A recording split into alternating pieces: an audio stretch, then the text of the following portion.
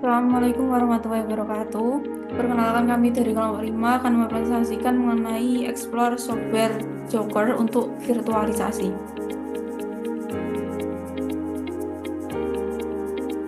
Sebelumnya perkenalkan anggota kelompok kami. Yang pertama saya sendiri, Belina Maja Rohma dengan NIM 2021-53055. Selanjutnya ada Febrina Larasati dengan NIM 2021-53058. Dan yang terakhir ada Era Wulandari dengan NIM 2021-53172. Ada beberapa pokok pembahasan yang akan kami bahas dalam presentasi kali ini. Yang pertama yaitu gambaran umum mengenai software Docker, kemudian sejarah Docker, fungsi Docker, kemudian yang keempat manfaat Docker dalam cloud computing dan kelebihan dan kekurangan Docker, serta cara penggunaan Docker.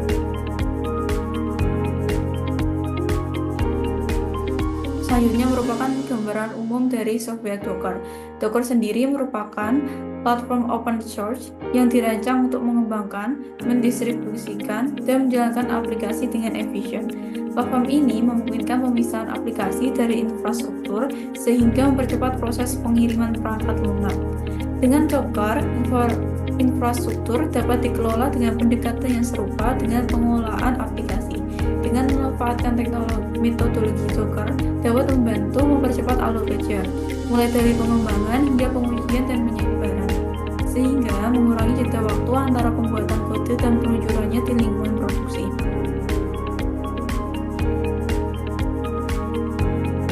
Sejarah singkat Docker. Docker Compose pertama kali dirilis pada 2014 dengan versi berbasis Python, Docker Compose, yang menggunakan format file dengan elemen version. Pada tahun 2020, Docker Compose versi 2 dirilis dengan binar berbasis Go atau Docker Compose dan menghasilkan elemen version, membuatnya lebih fleksibel.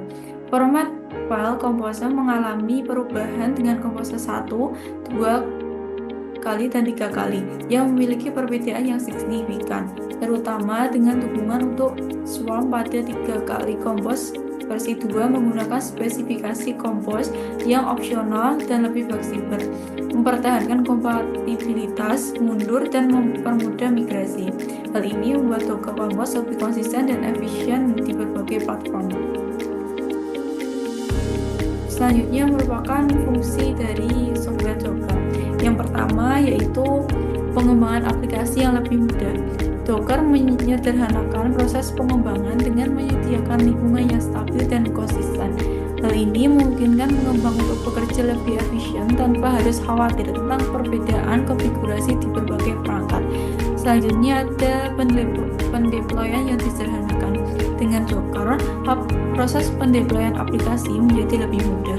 Aplikasi dapat dikemas dalam satu image container yang siap untuk dideploy tanpa perlu konfigurasi tambahan, sehingga mempercepat waktu peluncuran. Yang ketiga ada isolasi lingkungan. Docker menyediakan ruang isolasi bagi aplikasi yang membantu mencegah konflik antara aplikasi yang berbeda. Hal ini berarti bahwa beberapa aplikasi dapat berjalan pada satu mesin tanpa saling mempengaruhi. Fungsi yang keempat, pengelolaan sumber daya. Docker memungkinkan pengembang untuk mengelola sumber daya seperti CPU dan memori dengan lebih efisien, memastikan bahwa aplikasi mendapatkan sumber daya yang diperlukan untuk performa optimal. Fungsi yang kelima, mendukung multi-tenancy. Dengan kemampuan untuk menjalankan beberapa instansi aplikasi dalam satu lingkungan tanpa penulisan ulang kode, Docker sangat berguna untuk pengembangan aplikasi yang ditujukan untuk berbagai pengguna atau tenan. Fungsi yang keenam yaitu debugging efisien. Docker memungkinkan pengembang untuk melakukan debugging dengan cepat dalam lingkungan terisolasi, sehingga mempercepat proses identifikasi dan perbaikan bug. Yang ketujuh yaitu kontroversi dan kolaborasi. Docker memfasilitasi kolaborasi antar tim pengembang dengan menyediakan platform untuk berbagi dan mengelola image aplikasi serta melacak perubahan dari waktu ke waktu. Docker dinilai sebagai alat yang sangat berguna dalam pengembangan perangkat lunak modern, terutama dalam konteks cloud computing dan DevOps. Dengan kemampuannya untuk mengisolasi aplikasi, menyederhanakan pendeployan, dan meningkatkan kolaborasi antar tim, Docker telah menjadi standar industri bagi banyak organisasi dalam membangun dan menjalankan aplikasi.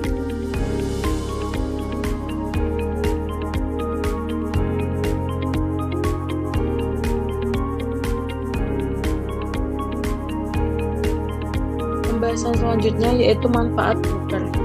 Manfaat Docker dalam computing meliputi beberapa aspek penting yang meningkatkan efisiensi dan fleksibilitas pengelolaan aplikasi dan infrastruktur. Antara lain yaitu yang pertama ada portabilitas.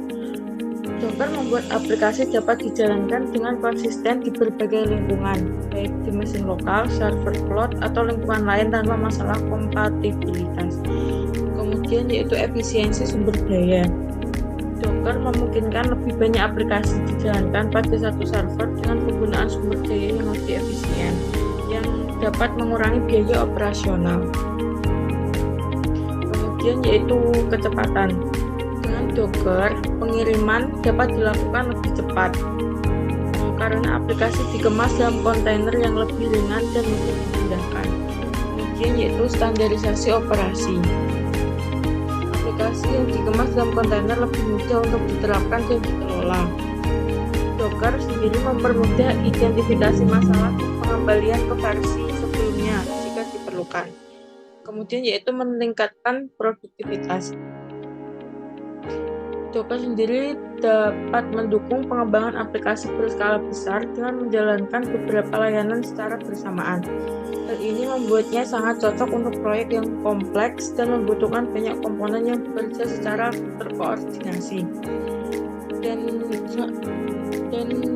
yang terakhir yaitu mengurangi biaya. Docker mengurangi kebutuhan akan pemeliharaan server penyimpanan dan infrastruktur cloud tambahan, yang pada akhirnya menurunkan biaya operasional bagi perusahaan. Selanjutnya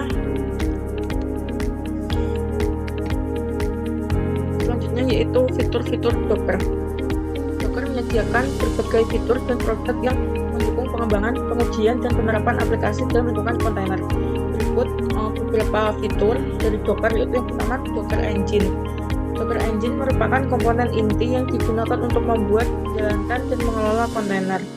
Docker Engine memungkinkan pengembang untuk membangun image dan menjalankan kontainer dengan mudah.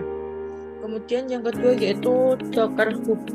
Docker Hub sendiri adalah sebuah registry cloud yang menyimpan dan berbagi image Docker. Pengguna dapat mengunduh image yang telah dibuat oleh orang lain atau mengunggah image mereka sendiri untuk digunakan secara public atau private. Kemudian yang ketiga yaitu Docker Compose. Fitur ini memungkinkan pengguna untuk mendefinisikan dan menjalankan aplikasi multi-kontainer dengan menggunakan file konfigurasi YAML sehingga memudahkan pengelolaan beberapa kontainer sekaligus. Kemudian yaitu Docker Desktop. Alat ini menyediakan antarmuka pengguna grafis untuk mengelola kontainer Docker Desktop, mendukung sistem operasi seperti Windows dan Mac OS. Kemudian yang kelima yaitu Docker for Mac and Windows. Versi khusus dari Docker Desktop yang dioptimalkan untuk sistem operasi Mac dan Windows memungkinkan pengguna menjalankan kontainer di lingkungan tersebut dengan efisien. Dan kemudian yaitu yang keenam Docker for Linux. Fitur ini memungkinkan pengguna Linux untuk menjalankan kontainer dengan dukungan penuh dari sistem operasi tersebut, yang merupakan platform awal pengembangan Docker. Selanjutnya, selain fitur-fitur tadi, Docker juga menawarkan produk antara lain yaitu Docker Pro, versi berbayar dari Docker Desktop yang menawarkan fitur tambahan seperti repositori pribadi tak terbatas, kemudian jumlah pengunduhan image yang lebih tinggi, dan kemampuan membangun kontainer secara bersamaan. Kemudian ada Docker Enterprise, yaitu solusi komprehensif komprehensif untuk perusahaan yang memerlukan manajemen kontainer dalam skala besar, termasuk alat untuk keamanan, manajemen klaster, dan orkestrasi kontainer. Dengan berbagai fitur dan produk ini, Docker menyediakan platform yang kuat bagi pengembang untuk membangun, menguji, dan menerapkan aplikasi secara efisien dalam lingkungan terisolasi. Hal ini membantu meningkatkan produktivitas dan konsistensi dalam pengembangan perangkat lunak di berbagai platform. Selanjutnya akan dilanjutkan oleh teman saya. Perkenalkan, nama saya Febriana Larasati dengan NIM 2021530058 dari Prodi SI. Pada kesempatan kali ini saya akan menjelaskan bagian presentasi, yaitu cara penggunaan software Docker. Dalam praktiknya Docker ini memungkinkan pengembang untuk menjalankan aplikasi dalam kontainer secara efisien dan terisolasi, dimulai dari proses instalasi hingga pengelolaan kontainer. Langkah penggunaan yang akan saya jelaskan ini akan tentang cara menjalankan aplikasi seperti Ning atau Hello World, serta bagaimana mengelola kontainer yang aktif. Baik, yang pertama adalah cara instalasi. Kemudian yang pertama, sebelum kita ke step by stepnya, perlu diperhatikan bahwa gunakan akses ke terminal atau command line pada sistem komputer pengguna dan pastikan memiliki koneksi internet. Nah, langkah yang pertama adalah instalasi di Ubuntu 20.04 dengan mengetikkan codingan ini ya. Di sini codingannya adalah sudo apt update. Kemudian setelah ini kita akan menginstalasi paket pendukung dengan mengetikkan perintah ini yang tertera pada layar. Kemudian setelah kita menginstalasi paket pendukung, kita akan menambahkan kunci cpg docker dengan perintah sebagai berikut, dan juga kita akan menambahkan repositori Docker dengan perintah sebagai berikut.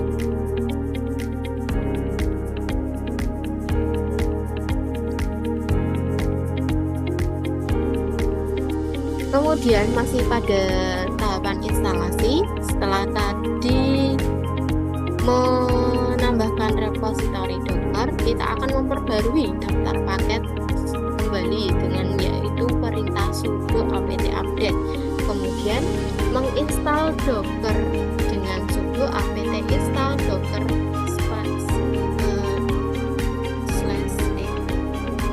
/ce. Kemudian langkah selanjutnya adalah verifikasi instalasi dengan sudo systemctl status docker. Nah, setelah ini nanti dari verifikasi ini mendapatkan informasi bahwa instalasi sudah sukses dilakukan, selanjutnya kita akan mencoba cara penggunaan software Docker, yaitu menjalankan kontainer. Di sini ada dua cara, yaitu menjalankan kontainer dengan Hello World dengan mengetikkan perintah ini, kemudian juga ada yang menjalankan kontainer dengan Ning dengan mengetikkan perintah di sini. Bedanya di Hello World dan di sini ya, Ning. Kemudian setelah menjalankan kontainer, langkah selanjutnya tata cara penggunaan selanjutnya adalah mengelola kontainer. Setelah kita jalankan, kemudian kita akan kelola. Di sini perintah untuk melihat kontainer yang sedang berjalan adalah sudo docker ps. Kemudian ya, untuk menghentikan kontainer kita bisa menggunakan perintah sudo docker stop dengan kontainer id di dalamnya. Kemudian untuk menghapus kontainer kita dapat menggunakan perintah sudo docker rm dengan kontainer id. Nah, itulah cara penggunaan dari software Docker. Kemudian Yang selanjutnya adalah kelebihan dari aplikasi Docker ini. Yang pertama, sebelumnya pada fitur-fitur yang telah disebutkan pada teman saya tadi, fitur-fitur ini memiliki kelebihan dan kekurangan. Meskipun Docker menjadi salah satu solusi komprehensif untuk perubahan yang memerlukan manajemen kontainer dalam skala besar, termasuk alat untuk keamanan, manajemen cluster, dan orkestrasi kontainer. Adapun kelebihan dan kekurangannya sebagai berikut. Yang pertama adalah kelebihan di sini. Yang pertama adalah portabilitas. Di sini portabilitas artinya memungkinkan aplikasi dan semua dependensinya dikemas dalam satu kontainer. Kemudian kelebihan yang kedua adalah efisiensi sumber daya, yang memiliki arti bahwa software Docker ini lebih ringan dibandingkan dengan mesin virtual atau virtual mesin. Kemudian kelebihan yang ketiga adalah kecepatan. Kecepatan di sini dapat dibuat dan dijalankan dalam hitungan detik. Kemudian isolasi aplikasi, yang berarti menyediakan isolasi yang baik antara aplikasi. Kemudian untuk kemudahan penggunaan, aplikasi Docker ini mengklaim dirinya bahwa dapat digunakan dengan mudah untuk membuat, menjalankan, maupun mengelola kontainer.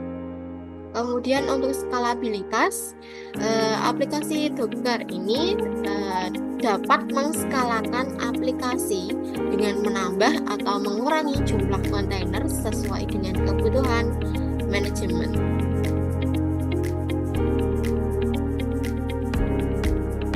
Selanjutnya adalah kekurangan. Di sini ada 4 kekurangan dari aplikasi atau software Docker ini. Yang pertama, kurva pembelajaran. Kurva pembelajaran ini maksudnya apa? Meskipun Docker relatif mudah digunakan, namun ada kurva pembelajaran bagi pengguna baru yang belum familiar dengan konsep kontainerisasi dan juga manajemen kontainer. Jadi perlu adanya pembelajaran tingkat yang lebih tinggi bagi pengguna baru yang belum familiar dengan konsep kontainerisasi maupun manajemen kontainer. Kemudian yang kedua adalah orkestrasi terbatas.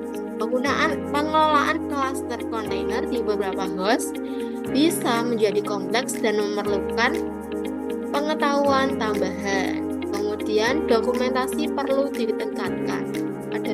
Pada bagian dokumentasi aplikasi software ini, dokumentasi resmi Docker masih perlu diperbaiki untuk membantu pemahaman lebih baik tentang fitur-fitur tertentu dan praktik terbaik dalam penggunaannya.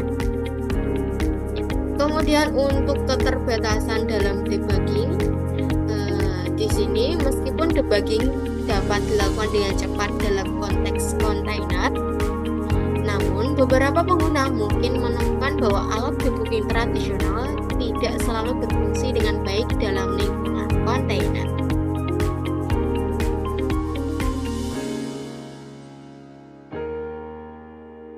Nah, pada memasuki bagian akhir dari presentasi kami mengambil kesimpulan bahwa Docker adalah suatu platform open source, yaitu gratis atau bisa diakses oleh semua pengguna untuk mengemas, mendistribusikan, dan menjalankan aplikasi dalam kontainer yang efisien, portable, dan cepat. Dengan kemudahan instalasi, fleksibilitas, dan serta dukungan untuk pengembangan berbasis cloud dan DevOps, Docker menjadi solusi utama dalam penyebaran aplikasi modern meskipun memerlukan pemahaman khusus untuk lingkungan yang lebih kompleks. Sekian presentasi dari kelompok kami.